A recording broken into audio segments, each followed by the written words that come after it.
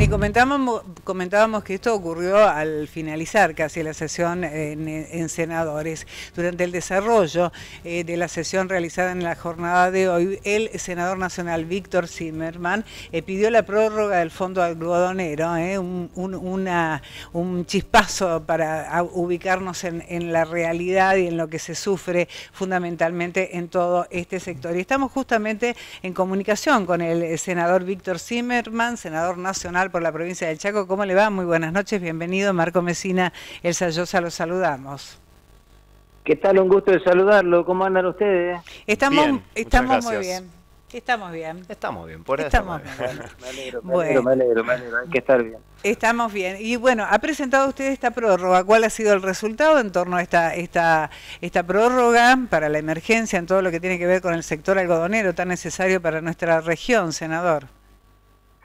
Bueno, mira, yo tengo un proyecto de ley presentado ya hace un tiempo, que me acompañan varios senadores, pero fundamentalmente senadores de las provincias algodoneras. Y entonces, bueno, como el tiempo pasa y el mes de mayo, este próximo, vence el fondo algodonero, pedí la preferencia en el recinto, porque el Chaco es algodón, básicamente, una de las economías regionales más importantes. Y además estamos en difícil situación, tenemos 7 departamentos en emergencia por sequía. Y entonces, si cae este fondo algodonero, que obviamente tiene un fondo que sirve para compensar oscilaciones fundamentalmente a pequeños y medianos productores, va a ser de un daño enorme. Entonces lo que hice hoy, llevarlo al recinto, pedir la preferencia para la próxima sesión, a los efectos de que podamos acelerar la prórroga de este fondo algodonero y que podamos también actualizar los montos. Ese fue uno de los proyectos que he presentado hoy y que lo hice visible, y obviamente recibí el acompañamiento en el recinto para su tratamiento posterior. Y el senador De Angeli, como presidente de la Comisión de Agricultura, ya lo habilitó y hizo público que lo va a pasar a la Comisión de Agricultura la semana que viene para empezar el tratamiento. Claro. Así que fue eso una de mis participaciones. La otra fue pidiendo también el tratamiento para la ley de mi autoría, que firmé también con varios senadores de todo el país con respecto al monotributo, para actualizar las escalas y las categorías, porque puede pasar de que se venda menos que antes por la inflación y que se facture más y se pague más caro los impuestos. Esto también pretendo tratarlo lo antes posible. Así que bueno, en esos dos temas yo tuve participación pública hoy en el Senado de la Nación. Claro. Senador, en cuanto al tema del algodón, ¿por cuánto tiempo más sería esta prórroga? La prórroga que yo planteo es de carácter permanente. Ajá. Porque la ley que crea el Fondo Algodonero y el Seguro Multirriesgo fue del año 2005, por 10 años.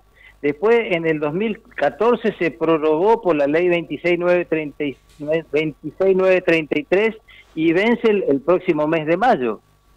Entonces yo lo que digo, si es una de las principales economías regionales, y además ahora también está saliendo de que se está sembrando algodón o se quiere sembrar algodón en la provincia de Buenos Aires, y nosotros tenemos esperanza de poder acompañar al sector del campo y al sector productivo con políticas activas. Esta tiene que ser una ley de carácter permanente, para que no tengamos el corazón en la boca y sepamos, como está pasando con nuestros productores, que en muchos departamentos están en emergencia, que el fondo algodonero, que lo puede llegar a compensar en algún momento, se cae si alguien no prorroga este proyecto de ley en el Senado de la Nación o en el Congreso Nacional.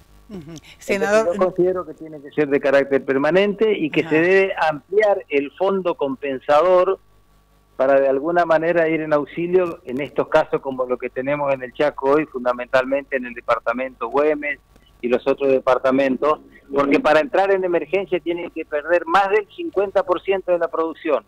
Y en el Chaco, en este momento, es declarado 7 departamentos en emergencia por sequía. ¿Nos puede explicar brevemente cuáles son los beneficios de esta prórroga o de este fondo algodonero? ¿Cómo se traduce en la práctica en beneficio para la continuidad del trabajo del productor en toda el área que tiene que ver con la siembra y la cosecha del algodón? Sí, claro, con mucho gusto. Esto lo ejecuta el Ministerio de la Producción de la provincia del Chaco, con quienes estamos trabajando en forma conjunta. Y obviamente este fondo es para todas las provincias algodoneras, los que siembran algodón en la Argentina. Tenemos previsto hacer un congreso en Santa Fe, en Avellaneda posiblemente en los próximos días, entre funcionarios de Santa Fe, Santiago del Estero, nosotros a las provincias a los efectos de motorizar y agilizar todos esos temas. Y es un fondo que establece la posibilidad de esta ley de establecer un precio sostén. Y entonces cuando un productor no cosecha lo que de alguna manera está previsto como una cuestión como para recuperar la inversión, este fondo va en auxilio de los pequeños y medianos productores. Entonces, bueno, si las cosas vienen normal, vos sabés que la gente del campo no pide nada porque, bueno, vive del trabajo suyo y de su esfuerzo, pero en épocas como esta de contingencia, que además no se pueden controlar las variables del clima, es el Estado que tiene que estar presente, y teniendo un fondo de esta característica que tiene financiamiento, me parece que obviamente hay que estar muy atento y hay que ir al auxilio de nuestros productores. Claro. Senador, se está dando por estas últimas semanas bueno, un fuerte debate, ¿no?, en torno a lo que es tanto dentro del Congreso como también con las provincias, conjuntamente con la Nación, por el tema, bueno, sobre todo económicos, Pacto de Mayo, Ley de Bases, DNU, etcétera, ¿no? Sin duda este tema es realmente muy, pero muy importante como economía regional para toda nuestra zona, pero muchas veces por ahí se pone o se apoya cierta política nacional en contra de algún tipo de economía regional, como en este caso la nuestra, ¿no? ¿Usted considera que se da así en algunas cuestiones, tanto este como en otros temas? Bueno, mira, hasta acá hay varias preocupaciones. Yo, por ejemplo, acompañé junto con el gobierno de la provincia y los funcionarios de la provincia a la gente del tabaco, que por ejemplo también tienen un fondo que es el Fondo Especial del Tabaco, pero que las transferencias no vienen y entonces hay plata guardada, pero mientras tanto aumentan el costo de producción. Y obviamente la gente pierde ante la inflación, aumenta el combustible. Y después hay otras cuestiones, digamos, que tienen que ver con las transferencias a las provincias. Yo por eso en la sesión anterior planteé una preferencia acompañada por los 72 senadores que acompañaron mi preferencia, porque quiero que el gobierno lo antes posible presente el presupuesto 2024. Porque yo quiero saber qué va a pasar con el financiamiento del INSEP o de las cajas previsionales que no fueron a la Nación, que son 13 provincias. Quiero saber qué va a pasar finalmente con el fondo educativo. Quiero saber qué va a pasar con el subsidio a la garrafa para las provincias más pobres. Quiero saber qué va a pasar con la obra pública que está paralizada. Y está paralizada no solo la obra pública con fuente 11 de financiamiento del presupuesto nacional, sino los que tienen fondos asignados con organismos internacionales. Y entonces, si tenemos el presupuesto, vamos a saber cómo van a ser la estimación de los recursos, cuál va a ser la inflación, cuál va a ser el crecimiento de la economía prevista y cuántas van a ser las transferencias que van a recibir las provincias. Las provincias, los gobernadores y los intendentes necesitan tener previsibilidad. Yo el año pasado reclamé muy duramente el tema del impuesto a las ganancias, que nos quitaron a nosotros, eso significó 3 masas salariales, y hasta ahora, digamos, no hay una compensación. Ahora ingresó y empezó hoy en diputados lo que tiene que ver con el capítulo fiscal de la parte de los recursos. Los gobernadores quieren de alguna manera recuperar una enorme cantidad de recursos que les fueron quitadas en estos 2 meses o 3 meses de ejecución de las políticas nacionales. Entonces, bueno, en ese esquema estamos. Nosotros estamos muy atentos. Yo hice muchos aportes al bloque nuestro en el día, y me voy la semana que viene exclusivamente para hacer más aportes con respecto a la ley de base y con respecto al capítulo fiscal que está hoy tratándose en diputado, para que ya se incorporen las cuestiones ahí, para cuando vaya senadores no haya que modificar cosas en lo posible para no demorar más y que obviamente podamos diseñar políticas activas y que podamos recuperar la economía. Con el ajuste solo no alcanza. Acá hay que poner en marcha la economía, hay que generar empleo. Por eso mi preocupación también de la ley del monotributo, donde hay varios millones de contribuyentes, pequeños y medianos comerciantes, industriales, que solo con el tema de la inflación pueden llegar a pagar más impuestos y cambiar su categoría. Todo esto está en discusión hoy en la Argentina. Exactamente. Así que hay muchos temas para trabajar. Exactamente, un desarrollo muy amplio de temas que son fundamentales y reales a lo que a distintos sectores de la economía de la República Argentina están necesitando, de una respuesta pronta, rápida y con mayor celeridad en torno a lo que trabajo es la responsabilidad del Senado. También usted habló con el ajuste no alcanza, un ajuste que si no alcanza o no llega al Poder Legislativo. ¿Qué pasó hoy en la última parte de la sesión en senadores, en donde sobre tablas? ¿Por qué sobre tablas y a mano alzada se aprobó un incremento de aproximadamente un 170% en las liquidaciones o en los sueldos de los senadores?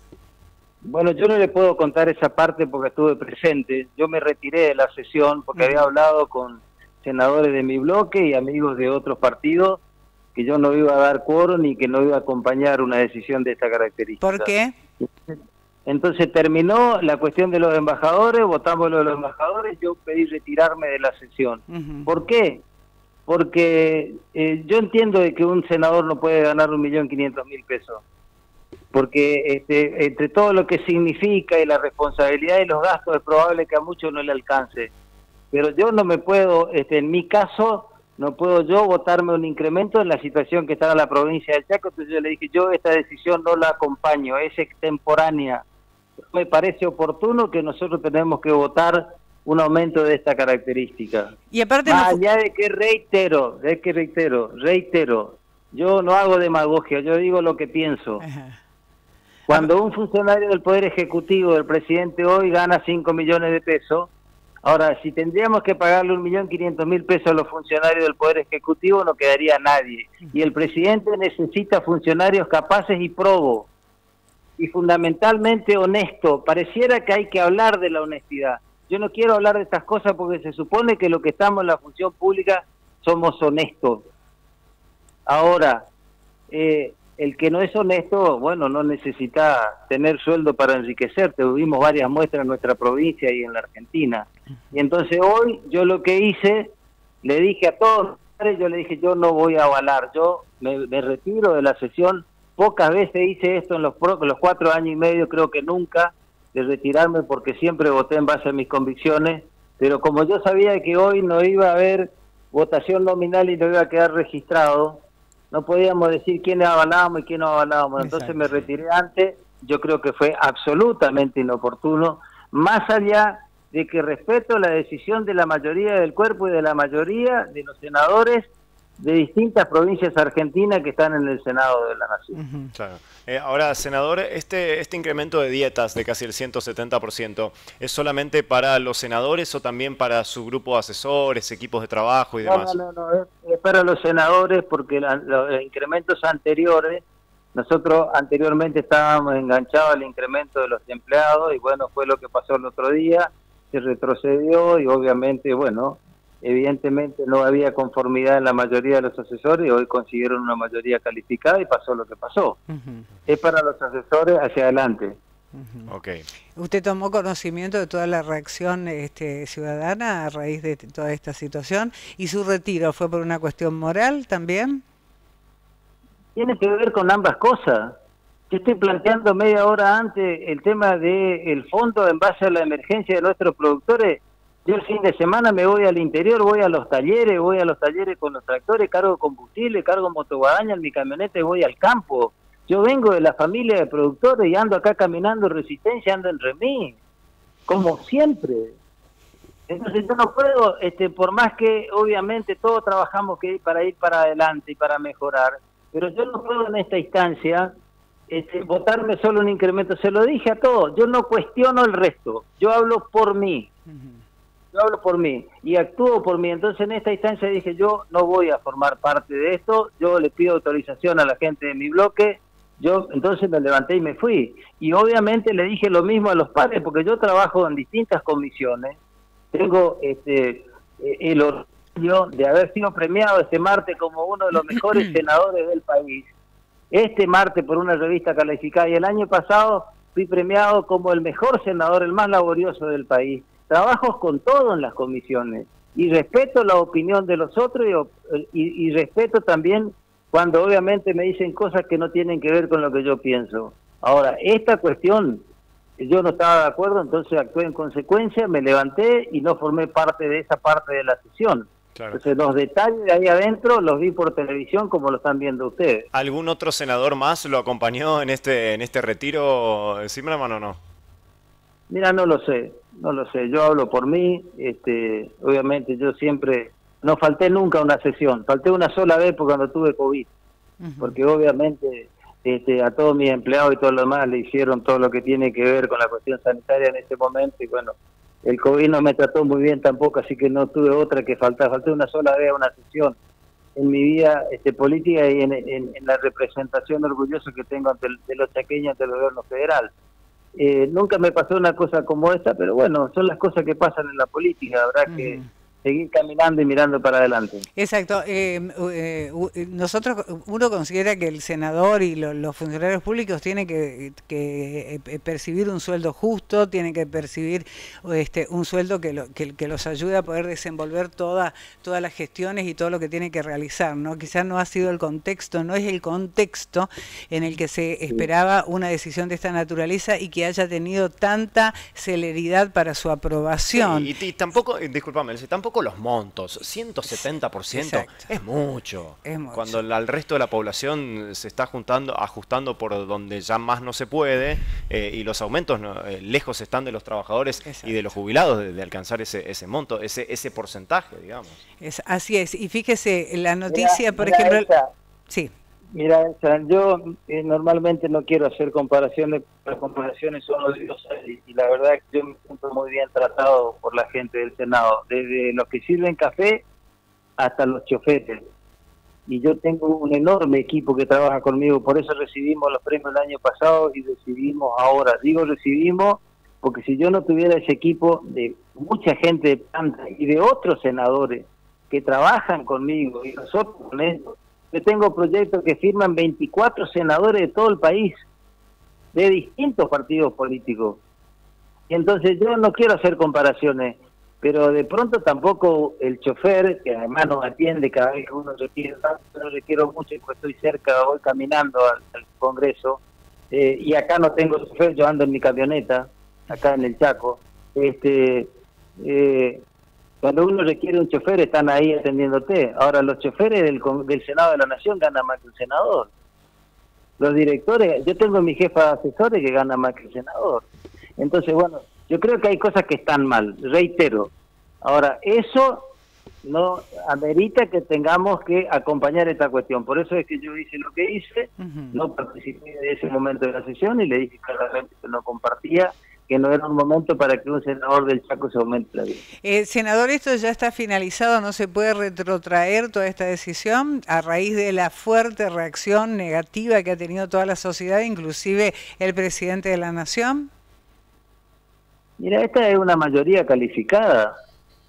Más de 2/3 de los senadores estaban de acuerdo con esta cuestión. Yo no creo que haya que se pueda retrotraer nada, y además está en base a la norma.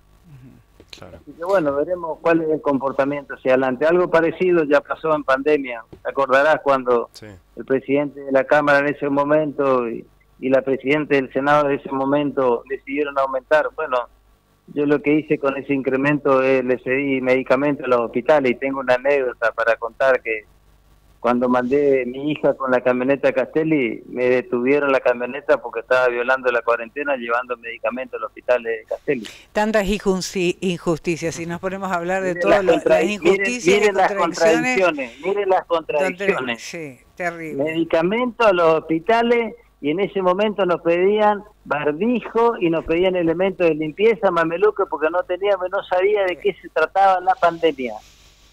Claro. Bueno, estas son las sentido cosas común que nos falta. Senador, le hay que fortalecer. Le agradecemos muchísimo, senador, por este contacto con Noticiero 9, muy amable, como siempre. Al contrario, estoy a disposición siempre. Gracias, igualmente.